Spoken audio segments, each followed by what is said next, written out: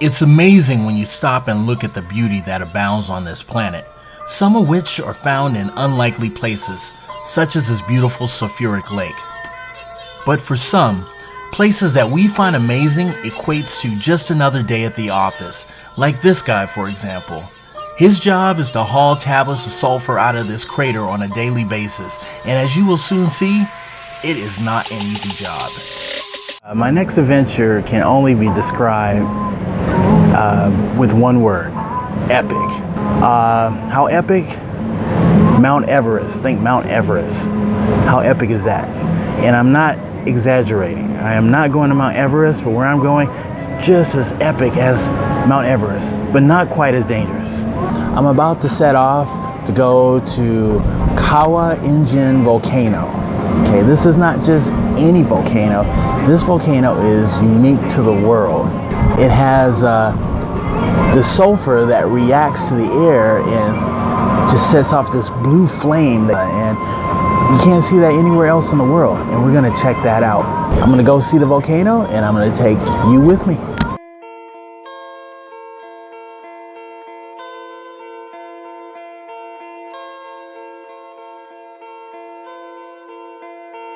Kawah Ijen is one of many volcanoes located in the country of Indonesia. In the midst of this beautiful, lush green tropical island are towering peaks that lay dormant, ready to wake at any given moment. What I just said kind of puts an interesting perspective on things to consider when debating on whether or not it's a good idea to go down into a crater of an active volcano. Nonetheless, we all had those moments in our lives where we've done things that simply make no sense. Our 24-hour journey begins with a 5-hour ride via minibus. We started in Denpasar, which is a major city on the island of Bali. So tomorrow morning, for your information, we'll take a very good breakfast. The scenery on the way to the volcano, coupled with the sunset, was amazing. There was no shortage of things to look at on the drive, and when there was nothing to look at, our guide Pierrick and his witty French sense of humor kept us entertained. I read just recently that one of these volcanoes was expected to erupt any day now. After an exasperating 2.5-hour drive, we stopped for snacks and a bio break. Okay, we made our first stop on our way to Kawah Ijen. Just met Pierrick, he's our guide, and he's awesome. He's quite funny. Funny French guy. I'm the only American. Everybody else is Russian. There's 4 of us, so 3 Russians and 1 American. And Pierrick is funny. He's like, do me a favor, don't talk politics on this trip because everybody's Russian. After a quick break and another short drive, it was time to board the ferry. The ferry ride would be an hours-long journey to the island of Java, which is where Kawah Ijen is located. As we drove onto the ferry, Pierrick gave us a quick rundown of what to expect. When you hear something like this means you can come back to the car. But sometimes they don't do it, so. The onboard entertainment was anything but entertaining.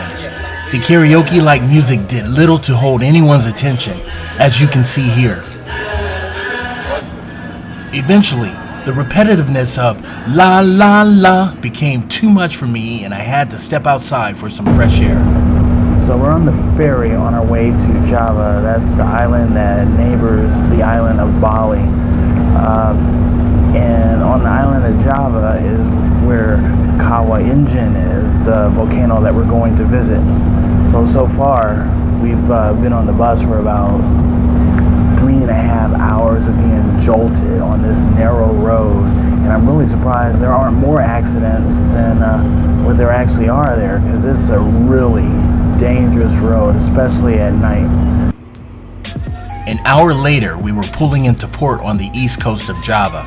We made our way back to our minibus and continued our journey to the volcano. Okay, so we have arrived at base camp of Kawah Ijen Volcano. It took us 6 hours to get here by minivan and ferry, and from this point on we have to huff it by foot. It's going to take an hour to get to the top of the crater, and then another hour to go down to the bottom. I don't know if you've seen my earlier video of White Island, but this volcano is even more active than that one. This one has what they call the blue flame, has these pockets of sulfur that comes up and reacts with the oxygen and just makes this blue flame go down the mountain. It's unique to any other volcano, and pretty excited to see it. So we got one more hour just to relax, take a nap, and then we're gonna hit the trail. So at 3 a.m. in the morning, with flashlights and a well-lit full moon, we hit the trail and headed up to the crater. The air was brisk at the top, as you can see from the body heat escaping from my hand. Okay, we've made it to the crater, and we can actually see the blue fire just over the ridge here. I will show that to you in just a minute. We're at the point where we have to put on our gas mask because of the sulfur. It's not good for your lungs. So I'm gonna put that on and head down the crater. While heading down, we could see the blue flame illuminating in the darkness of the crater. The flame was mesmerizing. It was at this point that I encountered these hard-working individuals hauling heavy baskets of sulfur out of the volcano. Trying to outmaneuver tourists with weight on your shoulders was like a fish swimming upstream. There are so many people here, all risking their lives to see the blue flame. And it's not really the flame or the smoke that'll kill you. It's the rocks getting down here. It's slippery as hell. You can't see the flame right now, but I'm pretty sure you can see the smoke passing by me. This is an active volcano. It's amazing. I looked behind me to see flashlight-bearing tourists scrambling over rocks trying to get to the blue flame. Then I looked in front of me to see one of the most amazing light shows orchestrated by Mother Nature. I sat for hours and watched in amazement.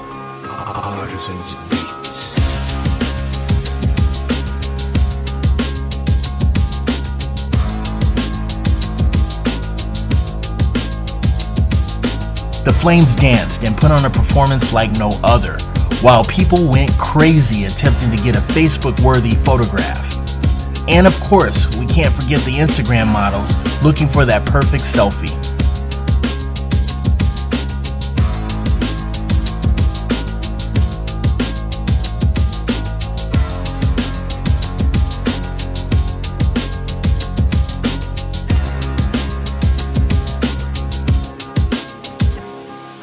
Eventually, daylight started to break and our surroundings began to reveal themselves. There were rocks, smoke, and flames everywhere. Our guides, Pierrick and Henry, were very serious about safety, so they had the group wrangled pretty tightly. They wouldn't let the group go anywhere they didn't deem safe, which was funny because clearly there are no safe places in an active volcano.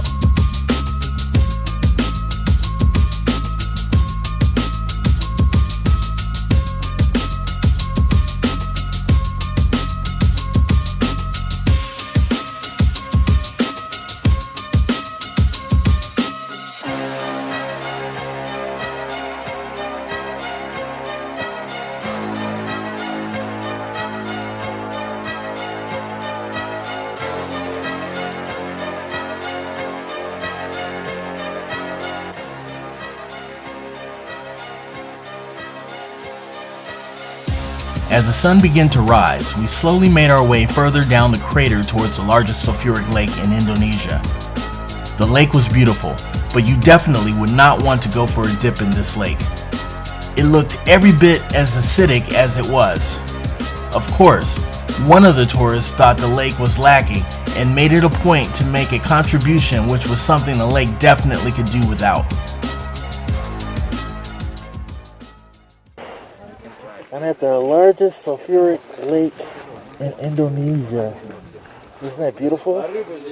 I'm actually going to try to skip a rock in this sulfuric lake. Let's see how that goes. Well, I managed to make it skip once. One of the tourists actually stepped in the water just a few minutes ago. Be interesting to see if his skin starts burning. I got to take a few minutes to interact with some of the miners at the crater. This gentleman was demonstrating his strength. Then it was my turn. This did not go well. Now, before you judge me, let me say that it wasn't the weight of the sulfur that I couldn't handle.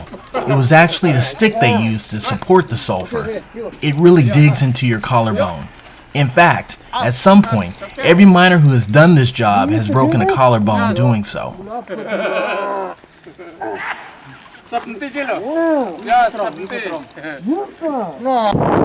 Man, the hike up this volcano is no joke. It is intense. And I did it on a bum foot. Made it down and made it back up. Pretty proud of my accomplishment. Actually, it was pretty stupid, but I came this far just to see this. I was not going to miss it because I twisted my ankle. Good job.